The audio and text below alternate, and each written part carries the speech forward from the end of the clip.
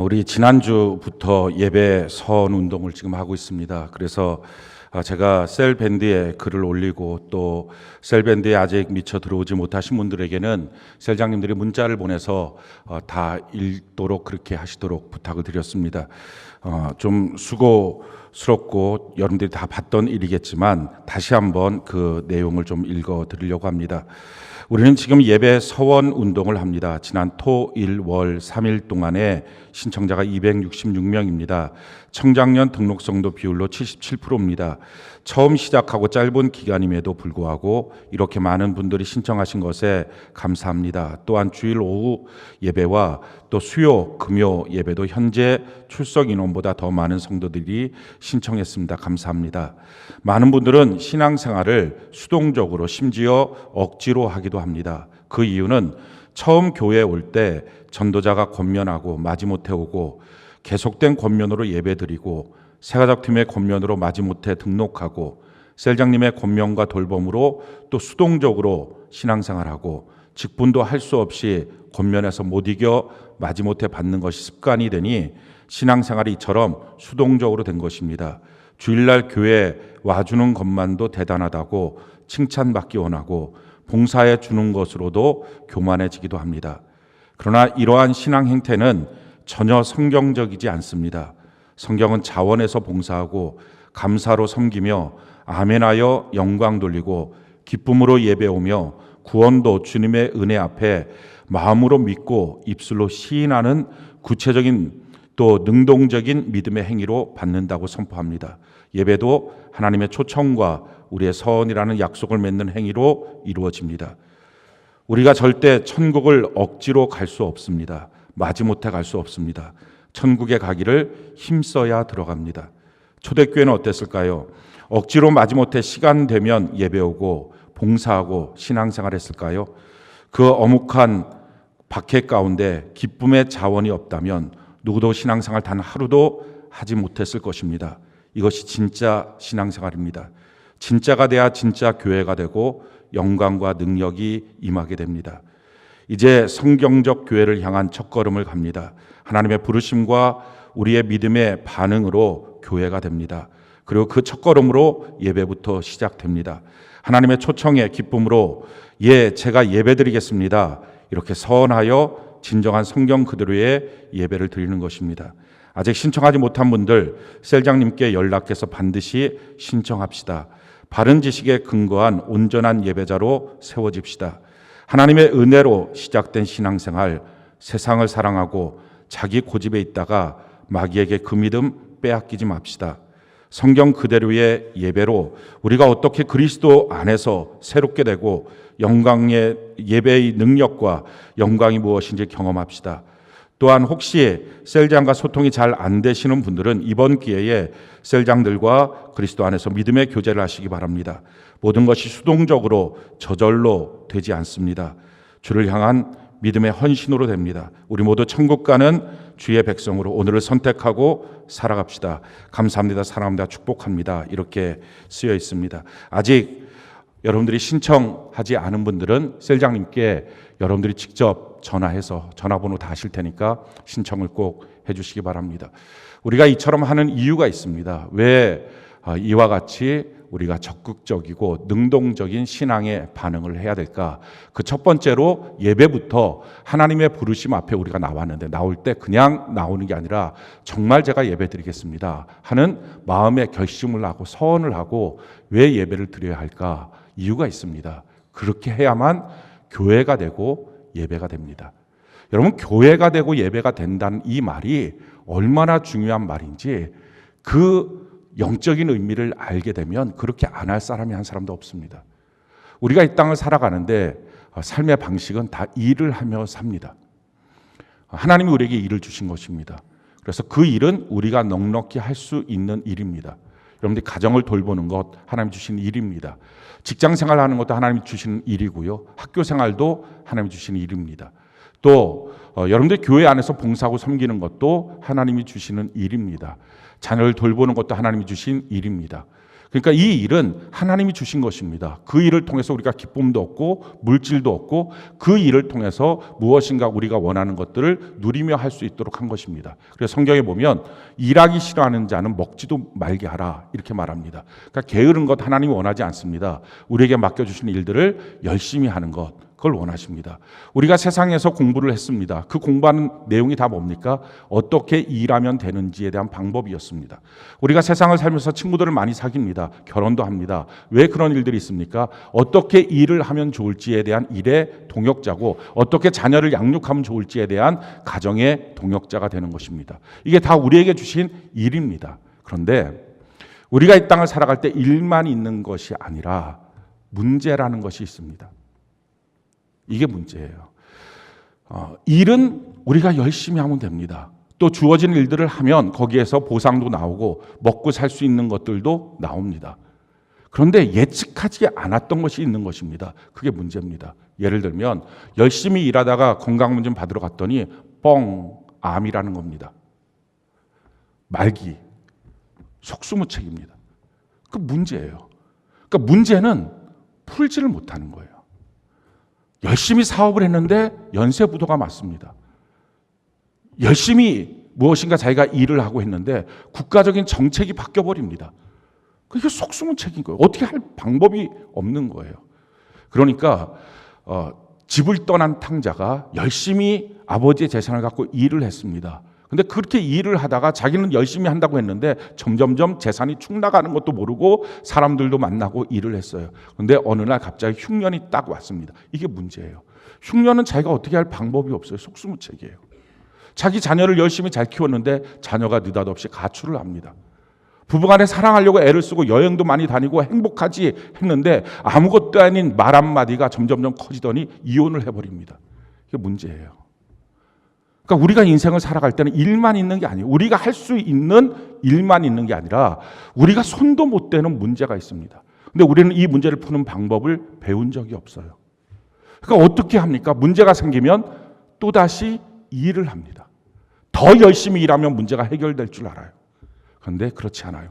우리가 했던 방식은요 그런 거였어요. 막 사람들하고 만나고 얘기하고 이 사람 저 사람 만나서 돈 꾸고 또 어떻게 하든지 계속 쫓아다니고 그러면 일이 된다고 생각해요. 일은 그렇게 할 수 있어요. 근데 문제가 막상 터지고 나면 그러면 그럴수록 더 안 되는 거예요. 자녀를 계속 만나서 설득하면 설득할수록 자녀와 점점 멀어져요. 상처가 돼요.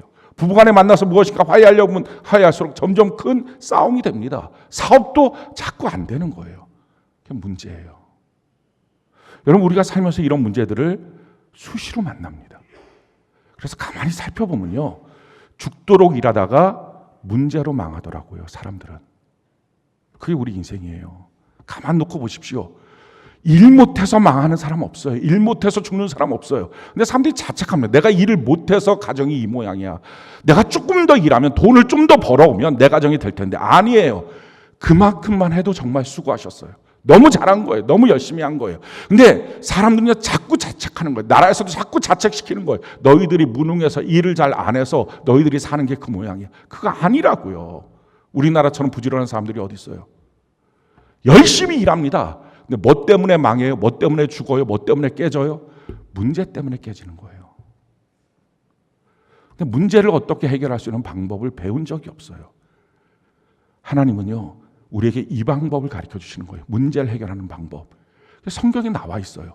성경이 이렇게 말합니다. 전도서 4장 12절 우리 같이 한번 한 목소리 한번 읽어볼까요? 자 시작. 한 사람이면 패하겠거니와 두 사람이면 맞설 수 있나니 세 겹줄은 쉽게 끊어지지 아니하니라. 하나님의 놀라운 방법이 있어요. 세상을 살아가는데 패하고 이기고의 개념은 일에는 없습니다. 여러분 일을 이기고 지고가 있습니까? 일은 열심히 하는 거죠. 부지런히 하는 거죠. 그래서 성과를 내는 것입니다. 그러면 패하고 이기고 이건 어디 개념에 속하는 겁니까? 그럼 문제예요. 문제 앞에 졌느냐 문제 앞에 이겼느냐. 그 문제가 가정에 닥쳤을 때 그 문제를 이겼느냐. 그래서 문제 너머의 새로운 평강을 누리느냐 아니면 문제 앞에 져서 다 풍지박상 났느냐. 이기고 지고의 문제는 문제 앞에 있는 것입니다. 성경이 말해요.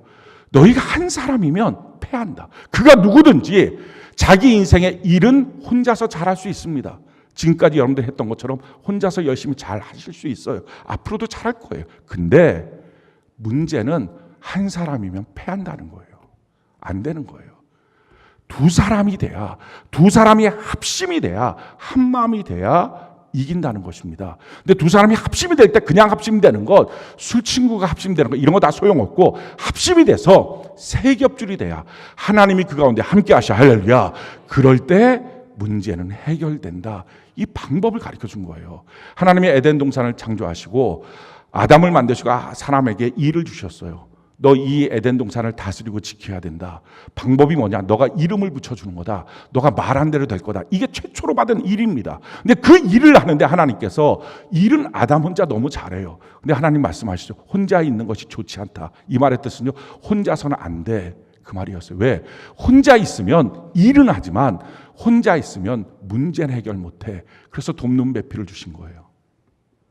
그래서 가정을 세웠어요. 그 가정으로 문제를 해결하게 하신 거예요. 근데 이 가정이 어떻게 됐습니까? 창세기 3장에 보니까 가정에 마귀가 들어와서 풍지박산 만들었어요.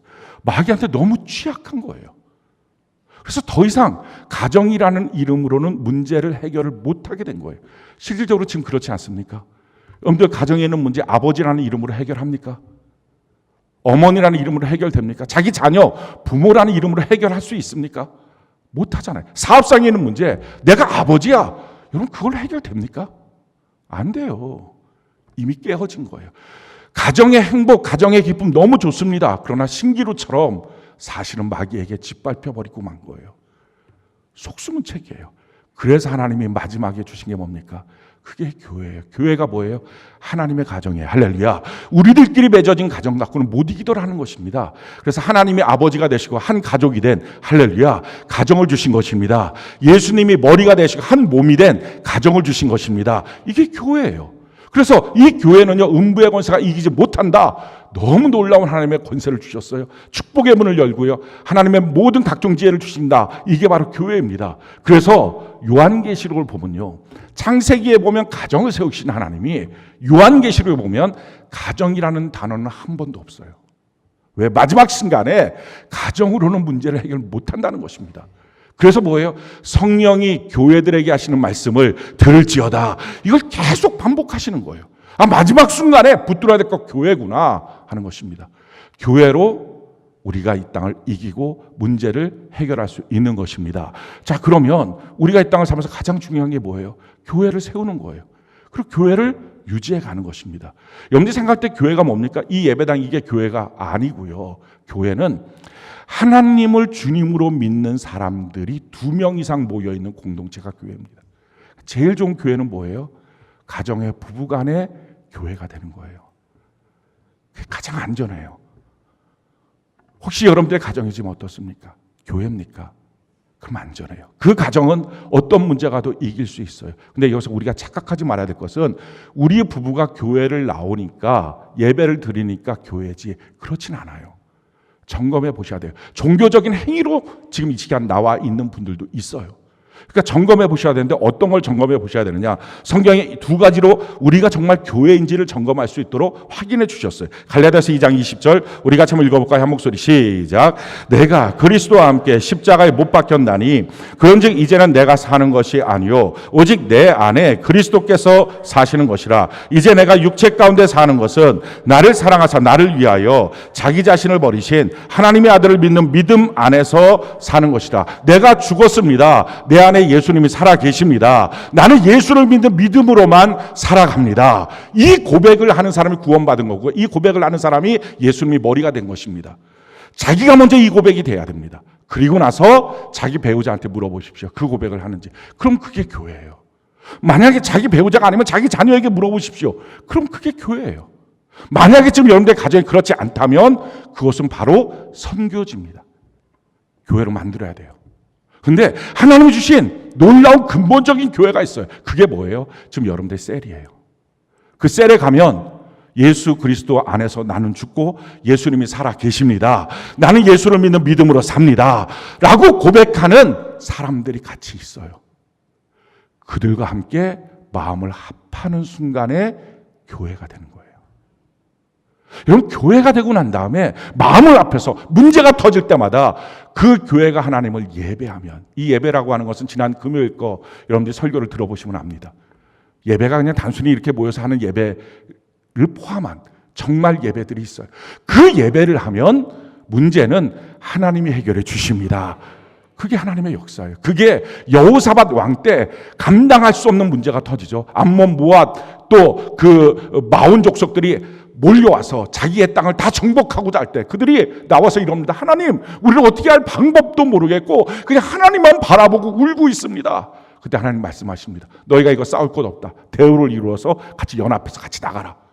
그들이 말합니다. 선지자를 신뢰하라. 하나님을 신뢰하라. 그러고 나갔어요. 그랬더니 3일 동안의 전리품을 거둬올 만큼 자기들끼리 다 싸워서 자기들이 다 죽었어요. 이건 우리에게 가르쳐주는 거예요. 문제 너가 해결하는 거 아니고 너가 모여서 하나님을 예배하며 할렐루야. 하나님이 문제를 해결해 주신다. 연합이에요, 연합. 그 연합이 뭐라고요? 교회. 단순하게 모여 있는 게 아니라 정말 믿음의 고백을 서로 나누는 연합. 또 한 가지가 있어요. 이거가 두 가지가 다 점검이 돼야 교회입니다. 자, 고린도후서 5장 15절 우리 같이 한번 읽어볼까요? 한 목소리 시작. 그가 모든 사람을 대신하여 죽으심은 살아있는 자들로 하여금 다시는 그들 자신을 위하여 살지 않고 오직 그들을 대신하여 죽었다가 다시 살아나신 이를 위하여 살게 하려 함이라. 인생의 목적이 바뀌어지는 거예요. 자기를 위해서 지금 이 땅에 살기 위해서 먹고 살려고 사는 인생이 아니라 나는 예수를 위하여 살겠습니다. 점검해 보셔야 돼요. 당신은 정말 예수 안에 죽었습니까? 당신 안에 살아계신 분은 예수님이십니까? 예수님이 당신의 주인이십니까? 이걸 정말 믿습니까? 이것과 또 하나, 당신의 인생의 목적이 바뀌어졌습니까? 왜 이게 필요합니까? 안 그러면 예수 믿노라고 하면서 예수님을 자기의 삶을 위해서 이용하는 사람들이 너무 많은 거예요. 내 인생의 목적이 바뀌어졌느냐? 이 두 가지가 점검돼야 됩니다. 그 사람이 예수님이 머리된 몸된 교회입니다. 그럼 그 사람과 더불어서 나도 그 믿음, 너도 그 믿음. 그럼 우리가 같이 이제부터 마음을 합하자. 마음을 주고 마음을 받는 것입니다. 그럼 교회예요. 이 교회를 이루는 것이 이 땅에 사는 것 중에 가장 중요한 일입니다. 교회가 되고 내가 교회가 되고 교회로서 살기 시작할 때부터 우리에게 닥쳐온 수많은 문제에 대해서는 우리가 그 문제를 어떻게 풀까를 고민할 게 아니라 여기서 어떻게 내가 하나님을 예배할까 할렐루야 그것만 하면 해결되는 거예요. 이게 하나님의 방법이에요. 지금도 혹시 여러분들이 속수무책인 문제 가운데 있다면 백날 천날 뛰어다녀도 소용없어요. 문제는 여러분들이 해결 못하고요. 해결하려고 손을 대는 것마다 점점 더 큰 문제가 됩니다.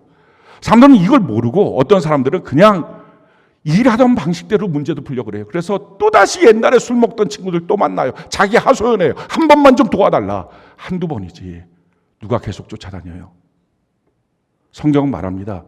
자기에게 도움될 만한 사람 만나지 자기 거 자꾸 뺏어가는 사람 안 만난다는 거예요. 그러니까 자꾸 배신감 느끼고 힘들어하고. 여러분, 우리가 문제 그렇게 해결 못하는 거예요. 또 어떤 사람들은요. 하나님 앞에 기도하면 해결된다. 그래갖고 막 그냥 무조건 기도원 올라가서 기도하려고 그럽니다. 성경은 말해요. 둘이 합심하여 기도하면 너가 기도한 모든 것을 내가 들어줄 것이고 혼자서는 패한다는 거예요. 교회가 먼저 이루어져야 돼요. 그게 방식이에요. 그러니까 지금 우리가 필요한 게 뭡니까? 그냥 수동적으로 교회가 어떻게 이루어집니까? 적극적으로. 자기의 믿음을 고백하고 상대방의 믿음을 확인하고 교회가 되고 마음을 주고 마음을 받고 할렐루야. 그렇게 시간을 같이 연합하고 시간을 내고 한 곳에 모이고 그런 은혜가 넘치기를 바랍니다. 이것이 평상시에 나의 삶에 무슨 의미가 있을까? 어쩌면 의미 없겠죠. 그런데 여러분들의 삶 속에 최소한 1년에 두세 번은 속수무책인 문제 있지 않습니까? 그때 어떻게 하십니까? 주님의 교회가 이루어지지 않고 내가 그냥 단순히 교회를 다니는 것 말고 내가 교회가 되고 교회로 살지 않으면 해결이 안 됩니다.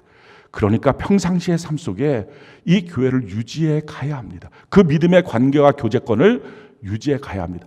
아주 힘들 때 와서 불쑥 찾아와서 나 이거 힘들어요. 중보기도 해줘요. 마음을 서로 주고받은 적이 없는데 무슨 중보기도가 됩니까? 그를 모르는데 어떻게 중보기도가 됩니까? 이건 안 되는 거예요. 처음부터. 맨날 했던 교제는 술 먹는 교제, 노는 교제, 여행 가는 교제밖에 없는데 말씀을 나눈 적이 없는데 어떻게 그게 교회가 됩니까? 교회가 아니면 아무것도 안 되니까요. 그래서 교회를 되고 교회를 이루어가는 것입니다. 성경이 우리에게 이렇게 말합니다. 에베소서 4장 3절 우리가 한번 읽어볼까요? 한 목소리 시작. 평안에 매는 줄로 성령이 하나 되게 하신 것을 힘써 지키라. 그렇습니다. 이것이 우리의 삶이에요. 이것이 우리의 시간을 투자해야 될 가치가 있는 것입니다. 이것이 어떤 보험보다 더 중요한 것입니다. 여러분들은 교회가 되셨습니까? 그 믿음의 고백이 있나요? 그리고 교회로 살고 계십니까? 그 믿음의 교제권을 맺고 합심이 된 사람들이 있습니까? 그것이 없으면 불행한 사람이에요.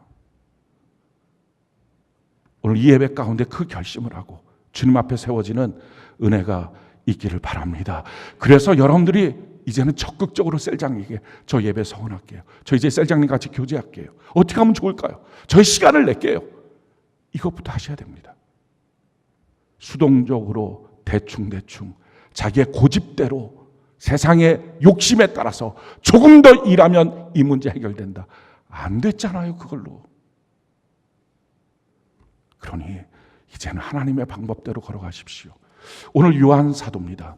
이 요한이라고 하는 사람은요, 지난주에 우리가 다루었던 야고보의 동생입니다.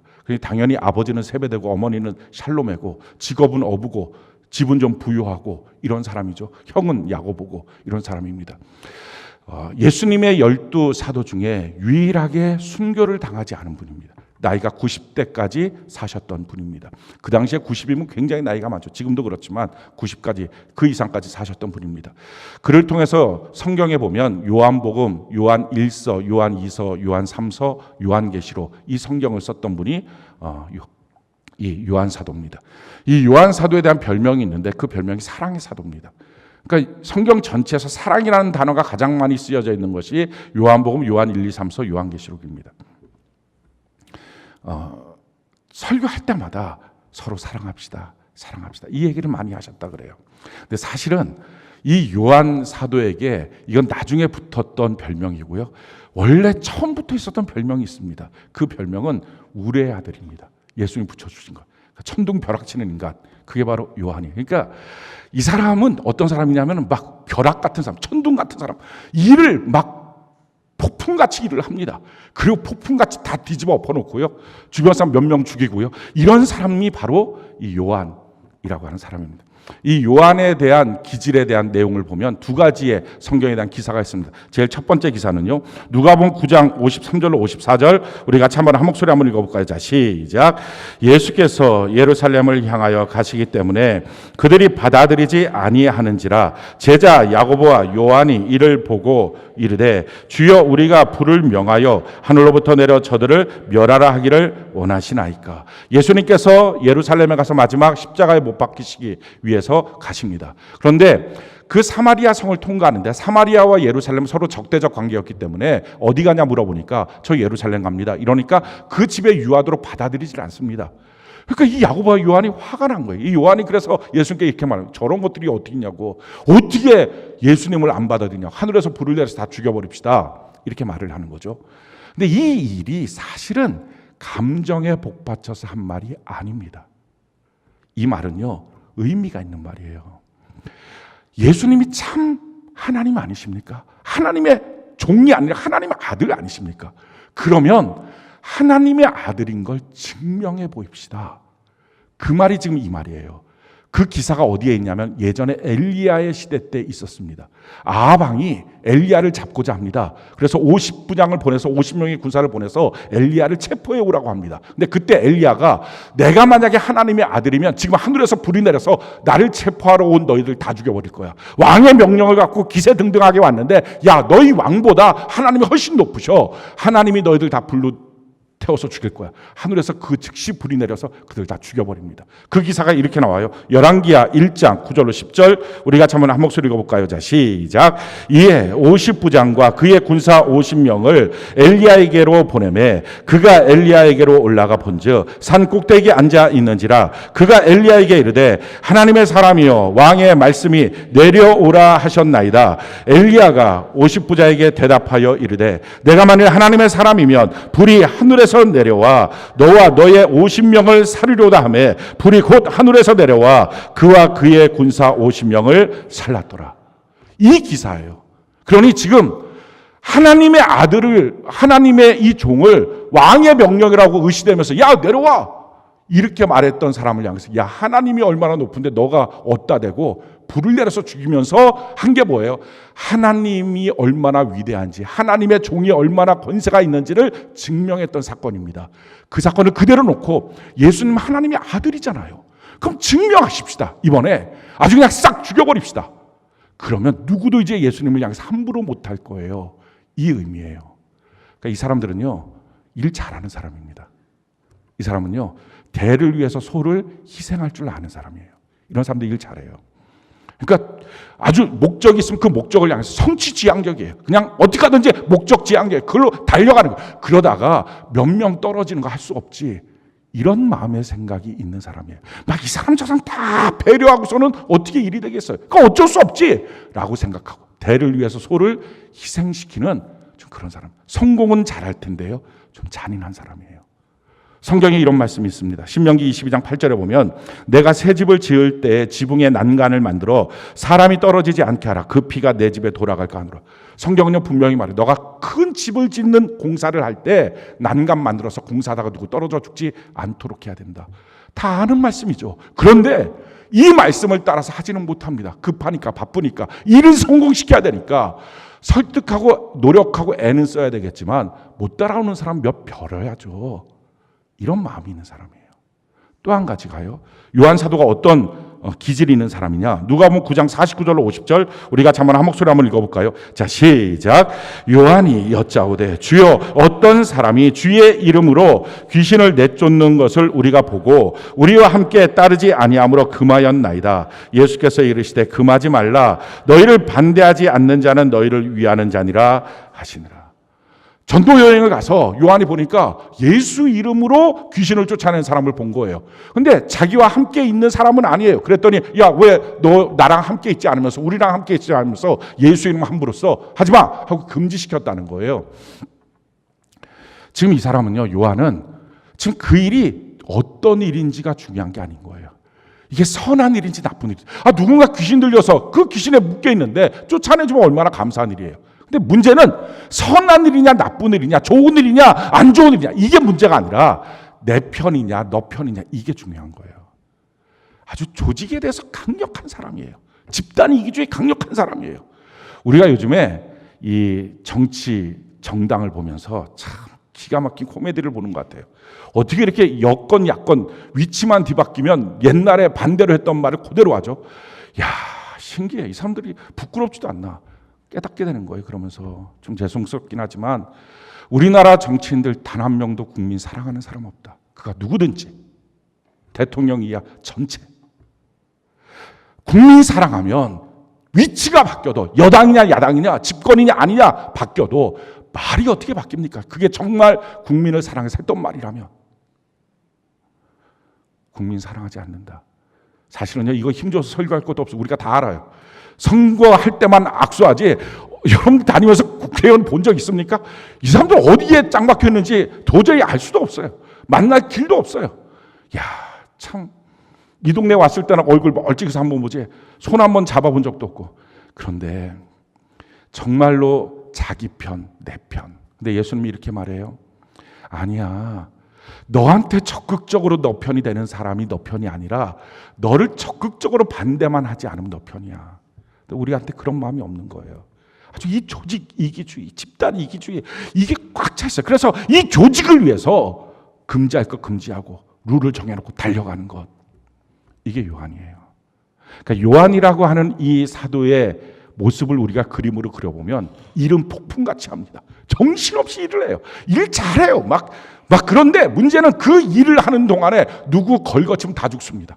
그냥 성질내고 막 화내고 뒤집어 엎어놓고 그냥 그러면서 일은 성공시키고 보면 몇 명 난자하게 쓰러져 있고, 이런 사람이 이 요한이에요. 가정에도 이런 사람이 아버지면 가정은 쑥대밭입니다. 그럼 쑥대밭 만들어 놓고 나중에 와서는 왜 이래? 우리 가서 밥이나 한번 먹자.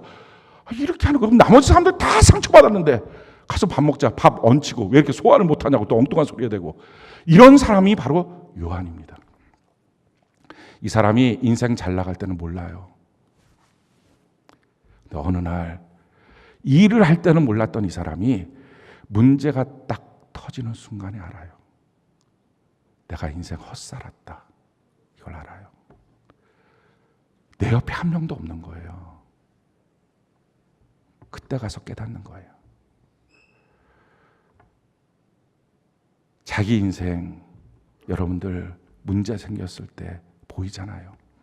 사람이 죽을 때가 되면 어느 누구도 야 내가 자격증 딴 게 뭐뭐 있지? 갖고 와봐봐.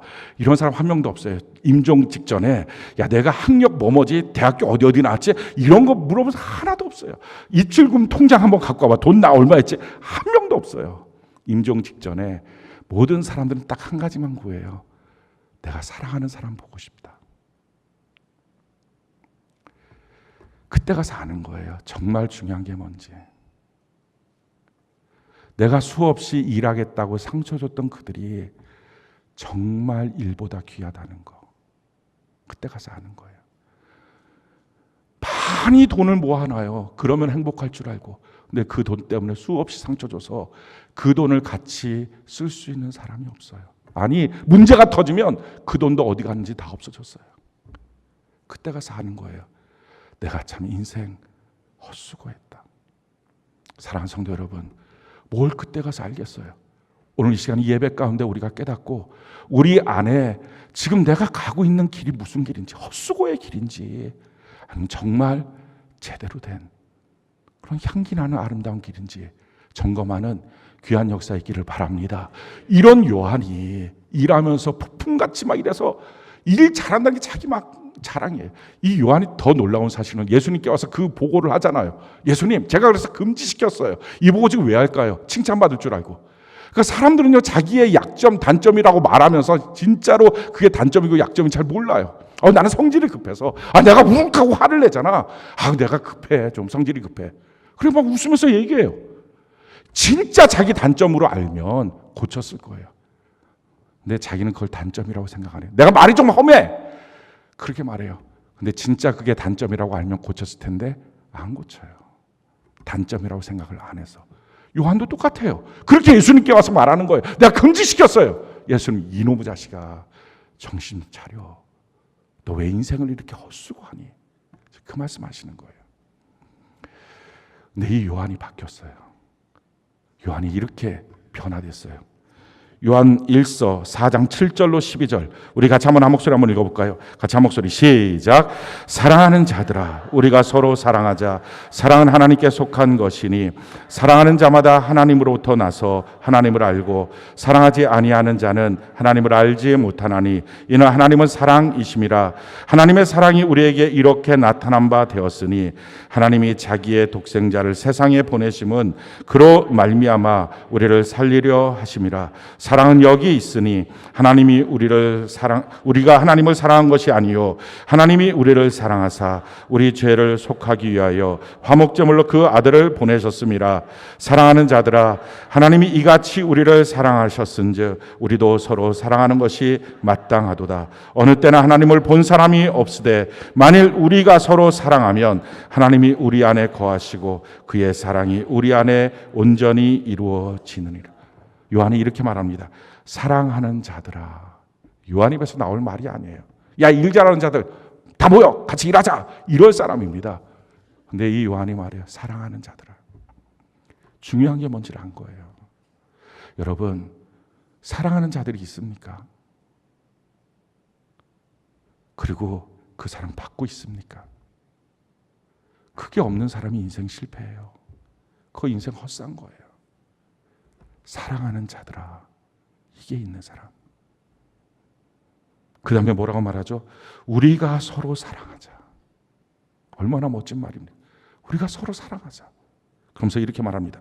사랑은 하나님께 속한 것이니 사랑하는 자마다 하나님으로부터 나서 하나님을 알고 사랑하지 아니하는 자는 하나님을 알지 못하나니 이는 하나님은 사랑이심이라. 하나님은 사랑이시다는 이 표현은 요한이 유일하게 쓴 성경적 표현입니다. 어디서도 하나님은 사랑이시다 이 표현은 없어요. 요한이 고백하는 거예요. 이 요한이 이렇게 상처 줬던 요한이 하나님은 사랑이시다. 그러면서 말합니다. 사랑하는 자만이 하나님께 속한 거야. 사랑이 없으면 지금 누군가를 사랑하지 못하면 누군가의 사랑을 받지 않고 있다면 그것이 주님 안에서의 그 사랑이 아니면 하나님 밖에 밖에 있는 사람이야. 지금 그 말이에요. 여러분들 부부는 어때요? 사랑하는 자입니까? 하나님 안에서 사랑하고 있습니까? 그 사랑 주고 사랑 받고 있습니까? 여러분들 셀은 어때요? 사랑하는 사람 누구 있어요? 그 사람이 하나님 안에 있는 거예요. 그러면서 말합니다. 하나님의 사랑이 우리에게 이렇게 나타난 바 되었으니 하나님이 자기의 독생자를 세상에 보내심은 그로 말미암아 우리를 살리려 하심이라. 사랑은 여기 있으니 우리가 하나님을 사랑한 것이 아니요. 요한도 알아요. 자기 안에 사랑이 없다는 거. 나는 사랑할 수 없는 사람이라는 거. 근데 하나님이 사랑하셔서 할렐루야. 그 사랑 앞에 자기가 물들어졌다는 거예요. 사랑하는 성도 여러분, 사랑은요 느닷없이 어느 날 생기는 거 아니에요. 물드는 거예요. 아내의 사랑에 남편이 물들고, 남편의 사랑에 아내가 물들고, 부모의 사랑에 자녀가 물들고, 셀장의 사랑에 세론이 물들고, 세론의 사랑에 셀장이 물드는 거예요. 그게 사랑이에요. 사랑이 이렇게 물들어가는 거예요. 그러면서 말합니다. 우리를 사랑하사 우리 죄를 속하게 하여 화목제물로 그 아들을 보내셨습니다. 사랑하는 자들아, 하나님이 이같이 우리를 사랑하셨은즉 우리도 서로 사랑하는 것이 마땅하도다. 어느 때나 하나님을 본 사람이 없을 때 만일 우리가 서로 사랑하면 하나님이 우리 안에 거하시고 그의 사랑이 우리 안에 온전히 이루어지느니라. 우리가 서로 사랑하면 하나님이 우리 안에 거하시는 것입니다. 그래요. 하나님은요, 나 혼자 뛰어다닌다고 나와 함께 하시는 분이 아니라 내가 갈급하고 내가 힘들다고 이 문제는 도와달라고 기도할 때 오시는 분이 아니라 사랑하는 관계 속에 오시는 거예요. 나와 너 사이에 주님이 계시는 거예요. 미워하면 하나님 그 관계 속에 계실 수가 없어요. 자, 요한이 이렇게 바뀌었어요. 어떻게 바뀌었어요? 예수님이 바꿔주신 거예요. 요한을 바꿔주신 예수님, 저와 여러분도 바꿔주시게 될 줄로 믿습니다. 오늘 그 말씀을 통해서 우리가 바꿔줬으면 좋겠어요. 예수님이 우리를 바꿔주실 텐데, 사랑의 사람으로 바꿔주실 텐데, 그 바꿔주시는 과정 속에 요한이 예수님께 했던 게 있어요. 우리도 동일하게 예수님께 그렇게 했으면 좋겠어요. 그러면 우리도 사랑의 사람으로 바뀌어지게 될 줄로 믿습니다. 첫 번째, 위치가 중요해요. 요한은요 특별한 위치에 있었어요. 요한복음 13장 23절 우리 같이 한 목소리 한번 읽어볼까요? 자, 시작. 예수의 제자 중 하나 곧 그가 사랑하시는 자가 예수의 품에 의지하여 누웠는지라. 성경에 보면 요한복음에 특별히 요한이라고 하는 이름이 안 나옵니다. 요한복음에 요한은요 항상 예수님이 날 사랑하시는 예수님의 사랑받는 제자 이렇게 자기를 표현했어요. 근데 더 놀라운 것은요 위치예요. 그의 위치가 뭐예요? 예수님의 품에 의지하여 누웠어요. 이 요한은 항상 모든 곳에 예수님의 품에 이렇게 의지해서 누워요. 밥을 먹어도 의지해서 누워요. 기억하셔야 됩니다. 30살 남자라는 걸. 예수님은 33살 남자고. 이게 무슨 될 법한 겁니까 이게. 이게 무슨 무지개도 아니고 진짜. 어저께 있었던 큐어 축제. 뭐 그런 이상한 것도 아니고. 어떻게 이게 무슨 게다가 직업은 어부예요. 아시겠죠? 울퉁불퉁 막 근육질에 이런 사람이 예수님께 달라붙어서 예수님 저 떡 하나 주세요. 이렇게 하고 지금 있는 거예요. 맨날. 모든 장소에서 그는 예수님 품에 기대어 있는 거예요. 그의 위치는요. 언제나 예수님과 가장 가까운 자리였어요. 여러분들은 어디 자리에 있어요? 예수님과 가깝습니까? 뭡니까? 예배 시간마다 나는 예수님 만나고 싶어서 가까이 나옵니까? 예배 시간도 뒤에 안 왔고 어떻게 하든지 앞에 나오면 훨씬 더 방해가 없이 은혜가 더 잘 되거든요. 그렇게 나옵니까? 어떻게 하고 있습니까? 그래서요, 그는 어디를 가든지 예수님 옆을 항상 쫓아다녔어요. 변화산에 갈 때도 베드로, 요한, 야고보, 베드로, 요한, 야고보 이렇게 가는 거예요. 뭐 겟세마네 동산 갈 때도 베드로, 요한, 야고보, 야이로 회당 딸 죽었던 거 살릴 때도 베드로, 요한, 야고보 이렇게 가는 거예요. 아마 여러분들이 이 말을 들을 때 그거는 예수님이 3명 맨날 불러서 가니까 그런 거지 누구 제자들은 안 가고 싶었겠냐고. 아 그럼 예수님 부르면 나도 그렇게 쫓아다녔을 텐데 아니에요. 베드로와 야고보는 그럴 수 있어요. 예수님 불러서 따라갔을 수 있어요. 그런데 요한만큼은 아니에요. 요한은 그냥 예수님 팔짱 끼고 옆에 그냥 달라붙어 있어갖고 그냥 어쩔 수 없이 계속 간 거예요. 그거는. 그걸 어떻게 아느냐. 마지막 순간에 십자가 앞에서 보면 알아요. 십자가 앞에서 예수님의 12제자 다 도망갔어요. 한 명도 남김없이 싹 다 도망갔어요. 근데 그때 요한만은 예수님 십자가 바로 밑에 가 있어요. 안 떠나는 거예요. 그 옆을. 성경이 이것을 이렇게 말합니다. 요한복음 19장 26절로 27절 우리 같이 한번 읽어볼까요? 자, 시작. 예수께서 자기의 어머니와 사랑하시는 제자가 곁에 서 있는 것을 보시고 자기 어머니께 말씀하시되 여자여 보소서 아들이니라 하시고 또 그 제자에게 이르시되 보라 내 어머니라 하시는데 그때부터 그 제자가 자기 집에 모시 제자 다 도망갔고 요한 하나 있을 때 그 십자가 밑에는 자기 어머니를 향해서 어머니 이제부터 이 요한이 진짜 그 아들처럼 섬길 겁니다. 요한아 내가 죽으니까 우리 어머니 마리아를 너가 좀 어머니처럼 섬겨다오. 그 말을 하는 거예요. 그러니까 유일하게 십자가까지 쫓아갔던 거, 자원해서 주님 곁에 서 있던 거, 이게 요한이에요. 물론 이렇게 하면서 요한은요 주님 곁에 누워 있다가 뭐 떡 주세요 막 이렇게 하고 있다가 또 뭐 성질하면 갖고 풍처럼 그냥 다 뒤집어 엎어놓고 싸우고 막 상처 주고 또 뛰어가고 또 주님 저는 주님 사랑해 이렇게 붙어 있고 이런 사람입니다. 그러니까 주님도 속수무책이에요. 이거 어떻게 뛰어놀 수도 없고 거머리처럼 그러면서 그냥 좀 바뀌면 좋은데 안 바뀌고 막 계속 그렇게 하고 있는 거예요. 상관없어요. 우리가 안 바뀌고 사랑이 없는데도 불구하고 예배 열심히 드리고 사랑 없는데도 불구하고 주님 앞에 있겠다고 고백하고 그러면 어느 날 펑 하고 사랑의 원자탄이 우리 안에 터져요. 요한이 그 마침내 십자가 앞에 섰을 때 그때 본 거예요. 그걸 잊지 못하고 기록을 한 거예요. 그게 요한복음 3장 16절이에요. 우리 같이 한번 한 목소리 한번 읽어볼까요? 자, 시작. 하나님이 세상을 이처럼 사랑하사 독생자를 주셨으니 이는 그를 믿는 자마다 멸망하지 않고 영생을 얻게 하려 하시고 하나님이 나를 세상을 이처럼 사랑하셨다. 이게 그날 사랑의 원자탄이 자기 가슴에 퍽 터진 거예요. 그리고 바뀌어졌어요. 사랑이 이렇게 물드는 거라고요. 주님 앞에 계속 안 변해도 나오다 보니까 어느 날 그날이 있었다고요. 그래서 보면요 요한 1서에 보면 서신서거든요. 근데 이 서신서가 수신자도 없고 발신자도 없어요. 모든 서신서는 수신자 발신자가 있습니다. 예수 그리스도의 종 바울은 하나님의 사도로 부르심을 받아 고린도 교회 성도들에게 편지하는 이렇게 예수 그리스도 바울이라고 하는 발신자, 고린도 교회에 편지하는 고린도 교회 성도라고 하는 수신자, 이게 항상 모든 성경의 서신자에 나와요. 그런데 요한 1서 1장에 보면요 발신자 수신자가 다 생략돼 있어요. 안 나와요. 성경이 그걸 이렇게 설명해요. 요한 1서 1장 1절 우리 같이 한번 읽어볼까요? 자, 시작. 태초부터 있는 생명의 말씀에 관하여는 우리가 들은 바요 눈으로 본 바요 자세히 보고 우리의 손으로 만진 바로. 지금 그 마음속에 예수님을 떠오르니까 예수님을 생각하니까 예수님이 돌아가신 지 60년이 지났는데도 불구하고 떠오르니까 지금 이렇게 말하는 거예요. 우리 눈으로 본 바요 우리가 들은 바요 우리 손으로 만진 바요. 예수님이 떠오르니까 그 그리움이 복받치니까 지금 내가 누구에게 편지하는지 누구한테 하는지 자기도 없고 세상도 없어요. 그 그리움이. 그러고 나서 가만 보니까요 요한만 이 땅에 존재하는 그 누구 중에 유일한 요한만 예수님의 심장 소리를 들었던 사람이에요. 여러분들은 어떤 소리 듣고 사나요? 그 요한이 말하는 우리가 만진 바라 예수님. 난 주님 그리워서 견딜 수 없어요.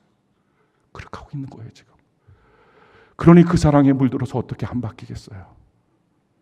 여러분들은 예수님과의 거리가 얼마큼 되나요?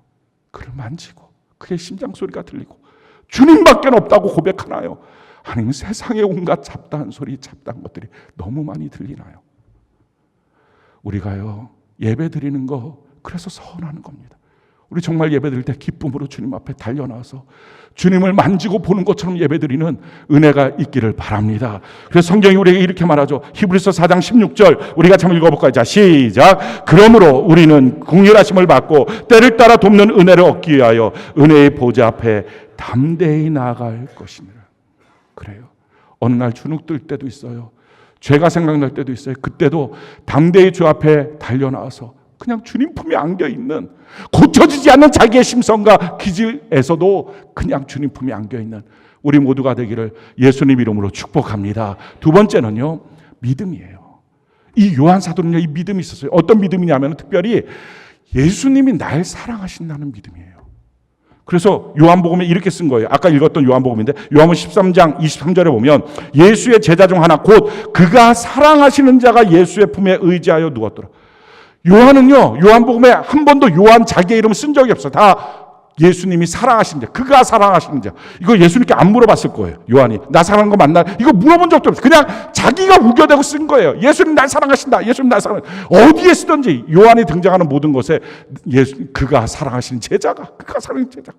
예수님 날 사랑하신다는 이 믿음이 꽉 차 있는 거예요. 그래서 요한 1서 3장에 보면 이렇게 말합니다. 3장 1절에 우리가 한번 읽어볼까요? 자, 시작.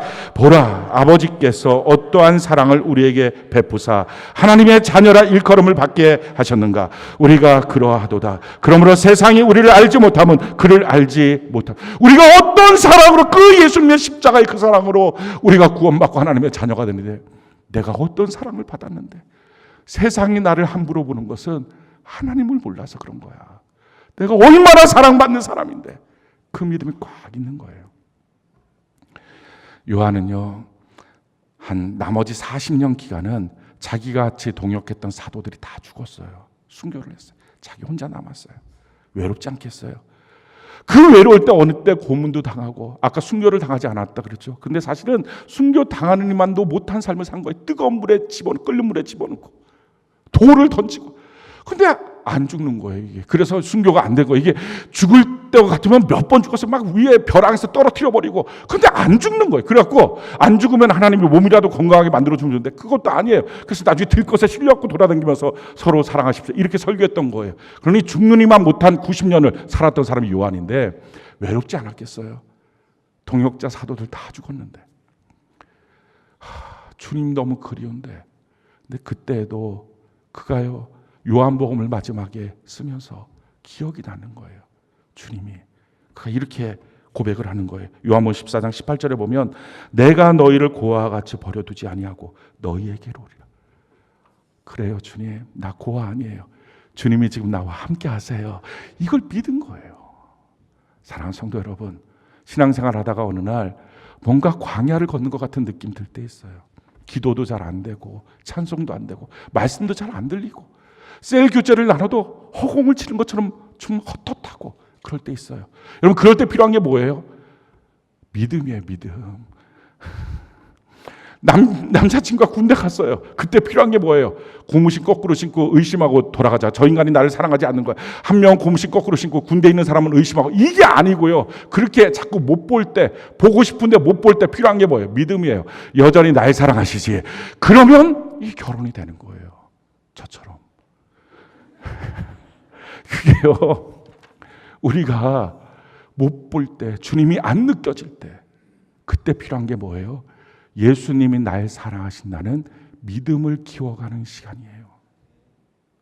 여러분들, 기도가 잘 안 됩니까? 어떤 때 은혜가 잘 안 됩니까? 힘이 듭니까? 주님이 안 계신 것 같습니까? 그때 필요한 것, 예수님이 여전히 날 사랑하신다는 믿음을 키워가는 은혜가 있기를 바랍니다. 그래서 성경이 이렇게 말하는 거예요. 욥기서 23장 8절로 12절. 욥도 동일한 고난 속에 있을 때 얼마나 힘들었을까요? 근데 욥이 이런 믿음을 고백해요. 같이 한번 읽어볼까요? 자, 시작. 그런데 내가 앞으로 가도 그가 아니 계시고 뒤로 가도 보이지 아니하며 그가 왼쪽에서 일하시나 내가 만날 수 없고 그가 오른쪽으로 돌이키시나 배울 수 없구나. 그러나 내가 가는 길을 그가 아시나니 그가 나를 단련하신 후에는 내가 순금같이 되어 나오리라. 내 발이 그의 걸음을 바로 따랐으며 내가 그의 길을 지켜 치우치지 아니하였고 내가 그의 입술의 명령을 어기지 아니하고 정한 음식보다 그의 입의 말씀을 귀히 여겼다. 주님 분명히 계신 거 내가 믿는데 못 느끼겠어요. 너무 갈급한데, 너무 힘이 드는데, 예배 시간에 조금이라도 마음이 좀 뭔가 오는 것 같으면 좋을 텐데 그게 안 될 때 믿음을 가져야 돼요. 주님이 나를 단련하신다. 단련하신 후에는 나를 순금같이 나오게 하여 주시게 될 것이다. 그러면서 어떻게 합니까? 주님의 길을 곧바로 가겠습니다. 좌로나 우로나 치우치지 않겠습니다. 주의 말씀을 내가 겸손히 잘 듣고 순종하겠습니다. 안 느껴지고 잘 모르겠을 때 그때도 이 믿음 지키고 가겠습니다. 이렇게 가는 거예요. 저는 여러분들이 주님이 안 느껴질 때 믿음을 키워가는 시간을 삼는 은혜가 있기를 바랍니다. 세 번째는요, 실천이에요. 사랑은 책으로 배우면 안 돼요. 말로 배우면 안 되고요. 행해야 돼요. 그래서 요한 사도가 이렇게 말합니다. 요한일서 3장 16절로 18절 우리 같이 한번 한 목소리 읽어볼까요? 시작. 그가 우리를 위하여 목숨을 버리셨으니 우리가 이로써 사랑을 알고 우리도 형제들을 위하여 목숨을 버리는 것이 마땅하니라. 누가 이 세상의 재물을 가지고 형제의 궁핍함을 보고도 도와줄 마음을 닫으면 하나님의 사랑이 어찌 그 속에 거하겠느냐. 자녀들아, 우리가 말과 혀로만 사랑하지 말고 행함과 진실함으로 하자. 우리가 할 수 있는 그 사랑을 하십시오. 가정 안에서, 셀 안에서 그 사랑을 하십시오. 골로새서 3장 13절로 14절 같이 한번 읽어볼까요? 자, 시작. 누가 불만이 있거든 서로 용납하여 피차 용서하되 주께서 너희를 용서하신 것 같이 너희도 그리하고 이 모든 것 위에 사랑을 더하라. 이는 온전하게 매는 띠니라. 여러분, 불만이 있을 때 불만을 말하는 자가 아니라 그것을 용납하는 사람, 용서하는 사람, 그 사랑을 하는 거예요. 주님이 날 사랑하셨다면 그 사랑을 우리가 하는 것입니다. 학교 다닐 때 있었던 만화 있죠. 그 공포의 외인구단. 여자들은 잘 모르고 남자들은 잘 알 겁니다. 공포의 이 야구 만화인데 이 공포의 외인구단에 보면 등장인물이 오해성 까치 옷이에요. 자, 오해성 있고요. 그리고 엄지가 있어요. 이 엄지가 성이 있었는데 엄지. 그리고 마동탁. 이게 중요 인물이에요. 까치하고 이 엄지하고 서로 사랑했었는데 이게 깨지고 안 되고 마동탁이랑 엄지랑 결혼을 합니다. 근데 나중에 그냥 다 버림받았던 이 야구 선수였던 이 까치가 막 좋은 감독을 만나서 팀이 구성돼서 그게 이제 외인구단이에요. 팀이 구성돼서 프로팀에서 딱 이제 각광을 받으면서 결승전에 올라옵니다. 근데 그때 이 철없는 엄지가 자기 남편의 요구에 못 이겨서 자기 남편을 위해서 마동탁을 위해서 이 까치를 찾아가요. 그래서 한 번만 져달라. 말도 안 되는 말이죠. 그런데 그 말을 듣고 까치가 마지막 순간에 투수였는데 마동탁은 타자고 탁 던지는데 지게 던지는 거예요. 근데 그 던진 것이 딱 맞아갖고 그것 때문에 이 까치가 실명을 합니다. 근데 그 야구장에 있었던 엄지가 그 광경을 보고 내가 말한 마당말이 때문에 실명을 하는 것을 보고 정신 이상이 돼요. 나중에 둘이서 사랑을 합니다. 비극적인 사랑이긴 하지만 근데 그때 이장호의 그 공포의 외인구단 영화에서 탁 노래가 나와요. 난 내가 좋아하는 일이라면 뭐든지 할 수 있어. 이 노래가 쫙 나오는 거예요. 깨닫는 거죠. 우리가 사람을 사랑해도 뭐든지 하는구나. 여러분들이 결혼하기 전에는 그 소리 다 들어봤을 겁니다. 결혼을 하고 난 다음부터 안 하는 거지. 이게 다 인간이 못 돼갖고. 근데 사람을 사랑해도 그 사랑 때문에 뭐든지 합니다. 예수님의 그 사랑을 받았는데 왜 못한다고 말할까요? 왜 안 된다고 말하나요? 그 상처 때문에 난 못하겠어. 그 사람은 사랑받을 자격도 조건도 안 돼요 라고 왜 말합니까? 만약에 그걸 따진다면 예수님이 날 사랑하신 것부터가 어불성설이에요. 우리가 주님의 사랑을 갖고 사랑하는 것. 요한 사도가요, 이 요한복음 마지막에 집필한 성경인데요. 예수님에 대한 그 모습들이 자꾸 떠오르는 거예요. 그 그리움 때문에 예수님이 어떻게 하셨는지를 적은 거예요. 근데 그 중에 한 가지가 생각이 딱 나는 거예요. 자기 마음속에. 예수님이 자기의 발을 닦아줬던 그 시간. 십자가에 못 박혀 죽으시기 바로 전날 밤. 내 발을 닦아주셨던 그 예수님의 손길이 떠오르는 거예요. 그러면서 그때 예수님이 어떤 모습이었는지를 기록을 해놨어요. 이렇게 말해요. 요한복음 13장 1절 우리 같이 한번 한 목소리 읽어볼까요? 자, 시작. 유월절 전에 예수께서 자기가 세상을 떠나 아버지께로 돌아가실 때가 이른 줄 아시고 세상에 있는 자기 사람들을 사랑하시되 끝까지 사랑하시고 그게 딱 마음에 끝까지 사랑하셨다. 예수님이 날 사랑하시는데 내 발을 닦아주면서 끝까지 날 사랑하셨다. 여러분들 그 사랑 받은 거예요. 끝까지 사랑하시는 거. 그 사랑 받았으니까 우리에게 주어진 사랑이 물들어진 만큼 우리가 할 수 있는 사랑을 하십시오. 마음을 주고 마음을 받고 우리가 할 수 있는 사랑 예수 믿는지 점검해보고 교회가 되도록 하십시오. 문제가 있을 때 원망 불평하지 말고 누구 탓이냐 말하지 말고 예배를 드려보십시오. 주님이 어떻게 일하시는지 이걸 통해서 사랑이 이긴다는 것을 사랑하면 하나님이 함께 하신다는 것을, 사랑 안에 주의 능력이 있다는 것을 경험하는 저와 여러분들 되는 은혜가 넘치기를 예수님 이름으로 축복합니다.